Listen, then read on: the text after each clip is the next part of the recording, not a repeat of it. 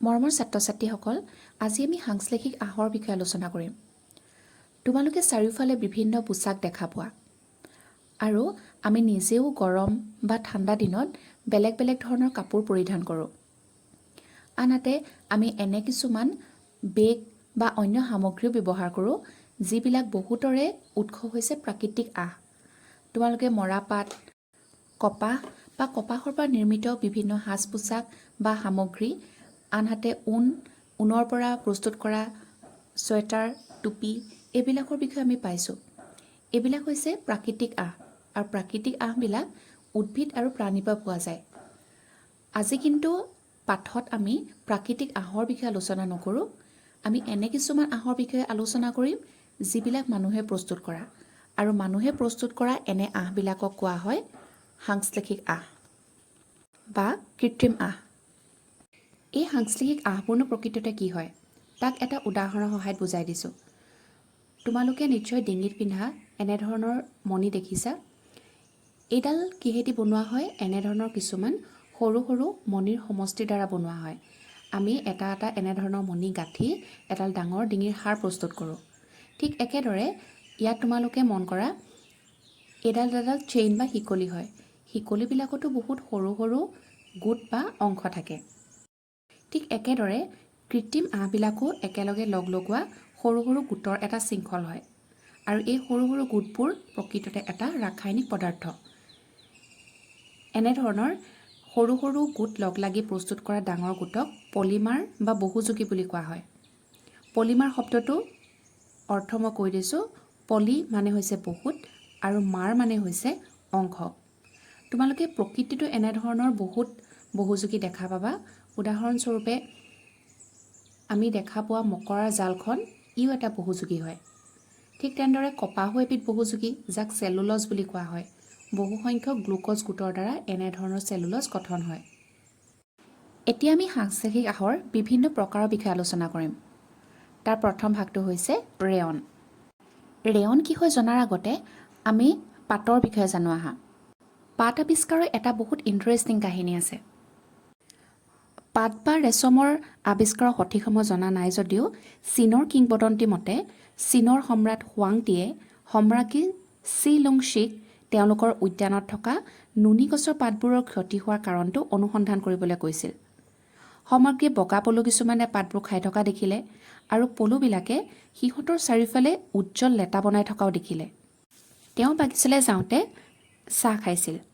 দুৰ্ঘটনাক্ৰমে এটা লেটা তেওঁ চাহৰ কাপটোত পৰি গ'ল, আৰু কিছুমান কোমল সূতাৰ থোপা লেটাৰ পৰা পৃথক হ'বলৈ ধৰিলে। তো এনেকৈয়ে পাট আৰু ৰেচম উদ্যোগ চীনত আৰম্ভ হ'ল, আৰু কেইবা বছৰলৈকে ইয়াক বহুত সাৱধানেৰে গোপনে ৰখা হৈছিলে। কিন্তু পিছলৈ ভাৰতবৰ্ষকে ধৰি বাকী বহুত দেশত ৰেচমৰ এনে ব্যৱসায় বিয়পি পৰিল। বৰ্তমান সমগ্ৰ বিশ্বৰ ভিতৰতে ভাৰতত 10% পাটৰ উৎপাদন কৰা হয়। কিন্তু এই পাটৰ আহৰ পৰা বনোৱা কাপোৰবিলাক অত্যন্ত দামী হোৱাৰ কাৰণে সাধাৰণ মানুহে ইয়াক পিন্ধিব পৰা নাছিল।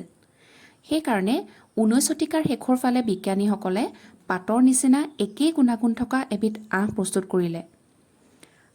কিন্তু এই আহবিধ কাঠৰ মণ্ডৰ পৰা ৰাসায়নিক প্ৰক্ৰিয়াৰে প্ৰস্তুত কৰা এটা আহ হয়, যাৰ নাম হৈছে ৰেয়ন বা কৃত্ৰিম পাট, আৰু ইয়াক পাটৰ আহৰ দৰে বব পাৰি।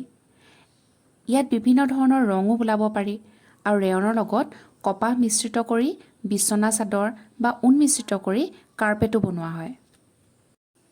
ইয়াৰ পিছত আমি আলোচনা কৰিম নাইলনৰ বিষয়ে। নাইলন হ'ল আন এবিধ মানৱসৃষ্ট আহ। 1931 চনত কয়লা, পানী আৰু বায়ুৰ পৰা ইয়াক প্ৰস্তুত কৰা হৈছিল, আৰু ই হ'ল প্ৰথম সম্পূৰ্ণ সাংশ্লেষিক আহ। নাইলনৰো এটা বহুত ইণ্টাৰেষ্টিং কাহিনী আছে।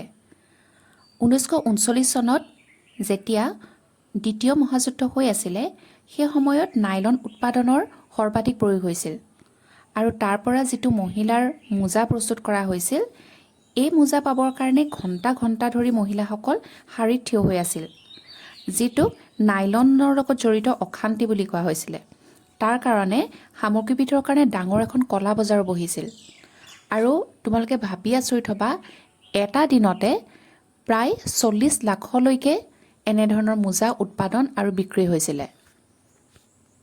নাইলনৰ আঁহবোৰ মজবুত, নমনীয় আৰু পাতল, লগতে ই উজ্জ্বল আৰু ধুবলৈ সহজ হয়। গতিকে সাজ পোছাক তৈয়াৰ কৰাত ই বহুত জনপ্ৰিয় হৈছিল। নাইলনৰ পৰা তৈয়াৰী অন্যান্য বহুত বস্তু আছে, যেনে মোজা, ৰছী, তম্বু, টুথব্ৰাছ, স্লিপিং বেগ, পৰ্দা আদিৰ নিচিনা বহুতো সামগ্ৰী ইয়াৰ পৰা বনোৱা হয়। আৰু শিলাৰোহণৰ বাবে যে পেৰাচুট আৰু ৰছী বনাবৰ কাৰণেও নাইলন ব্যৱহাৰ কৰা হয়। তো তোমালোকে ভাবি চোৱাচোন, নাইলন তেতিয়াহ'লে কিমান মজবুত হ'ব লাগিব। নাইলনৰ সূতা এডাল আচলতে তীখাৰ তাঁৰডালতকৈও বেছি শক্তিশালী হয়। গতিকে আজিৰ পাঠত আমি সাংশ্লেষিক আঁহৰ এই দুটা প্ৰকাৰৰ বিষয়ে আলোচনা কৰিলোঁ। এটা হৈছে ৰেয়ন আৰু নাইলন। ইয়াৰ পিছৰ পাৰ্টত আমি পলিয়েষ্টাৰ আৰু এক্ৰাইলিক আৰু লগতে প্লাষ্টিকৰ বিষয়ে আলোচনা কৰিম। তোমালোকে মোৰ ভিডিঅ'বোৰ পাই থাকিবৰ বাবে মোৰ চেনেলটো ছাবস্ক্ৰাইব কৰি ল'বা। Thank U.